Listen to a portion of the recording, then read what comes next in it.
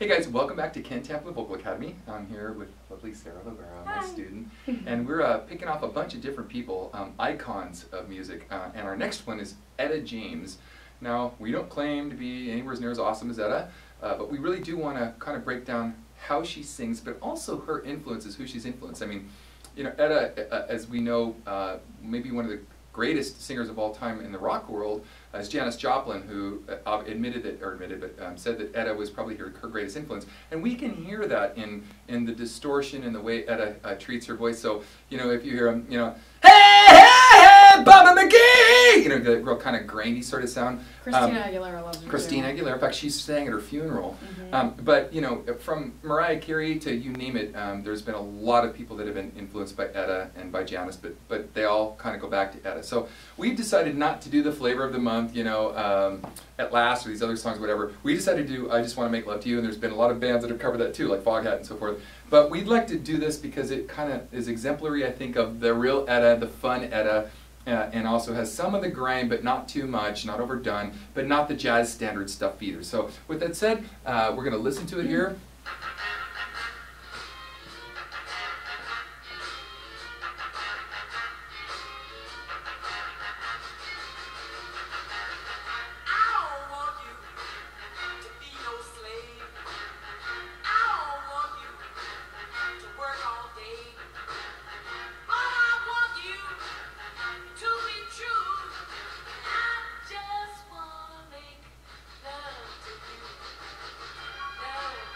Okay, so I don't want you.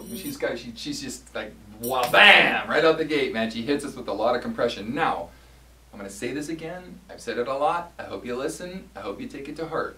We're going to do it like her first, but we're also going to change the way we compress the sound for safety, because the way she compresses her sound is not safe. Okay, it's not safe. We're going to come up with more of an open throat, ah-vowel sound. We're going to cut back the air. We're going to use the same amount of distortion and compression, but we're going to do it safely. So we're going to start off the way she does it. So let's go ahead and start. I don't want you. I can't even really do it. I don't want you. Be no slave. I don't want you. Work all day. But I want you to be true. And I just want to make love to you. Cool. That was excellent. Okay. Cool. Now, the only thing I want to change about this is the stuff. So instead of we're going to go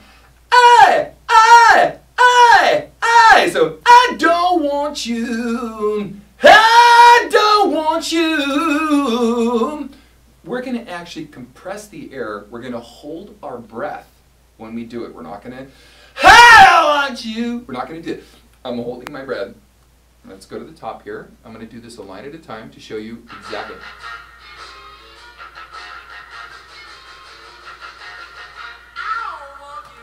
Instead of, I'm not going to do, I don't want you. See the difference? And I don't want you. Mine's controlled. I control the amount of air. I control the amount of air that tries and passes across the chord so it doesn't dry it out. And I keep my throat open, and I'm not throwing and spitting and shouting the sound to the front of the chord. I've got a nice open, God gave us this great little amphitheaters in the back of our throat where we can hit and resonate off these amphitheaters to project the sound without having to force the sound out like that. So with that said, I don't want you. I don't want you. Start it clean. Always start it clean. Here we go. I don't want you. Cool, good. That was great. Add a little compression, not a lot now.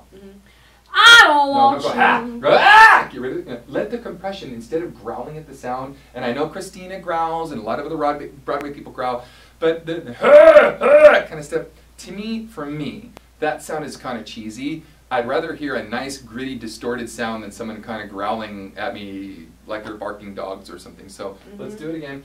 I don't want you. I'll try. I don't want you. I know, I'm more there it is. Good. Good. Good job. More ah. I don't want you.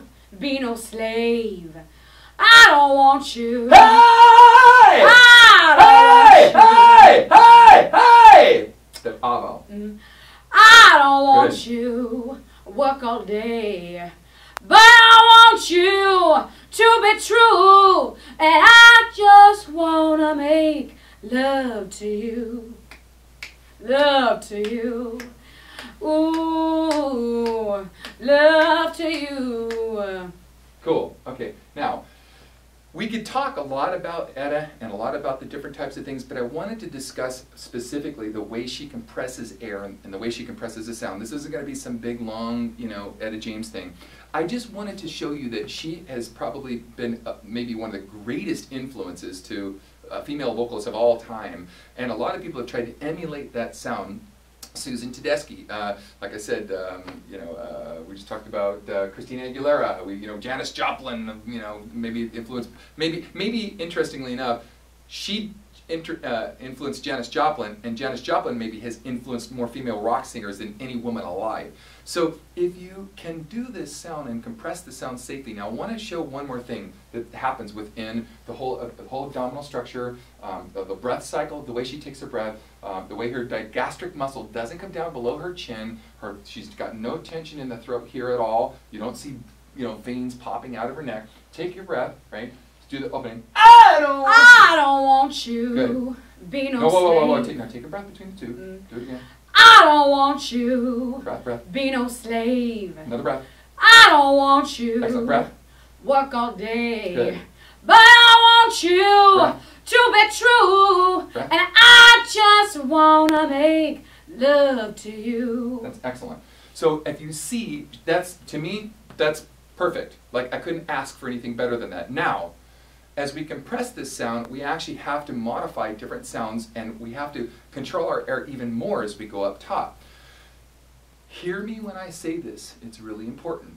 As we modify this sound and we go up top, we need to give the illusion of a lot of this kind. If we're looking for a hyper-distorted sound, hyperglottal compression, what we really need to do is we need to fake people into making them think that we're blowing that much air across the chord. So,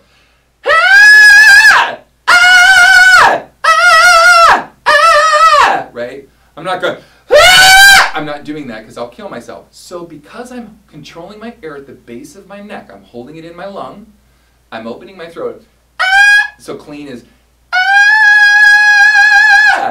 compressing the sound is, do you hear the difference? Now, if you notice though, I'm faking you out, and though it's loud and it's resonant, because I've worked my voice first clean to give me the resonance that I'm looking for to be able to compress the sound safely, I don't go straight to compression. Foolish. Ruin your voice. If you have to go straight to compression, you'll ruin your voice. But I start out clean and safely first, and little by little, I add that distorted compression safely with good support. Now, but I give you the illusion that I'm singing really hard and heavy, when in fact I'm actually holding my breath when I sing.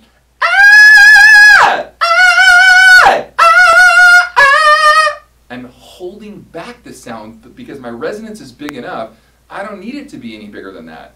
All I need to do is be able to get the distortion I want, have the vowel modifications I'm looking for, and the transitions, and not get caught up on the consonants we've talked about, not get caught up in the vowel transitions, and then give me this kind of sound safely. Okay? So thank you, Sarah. Again, another lesson from Ken Tamplin Vocal Academy, and there is going to be more to follow.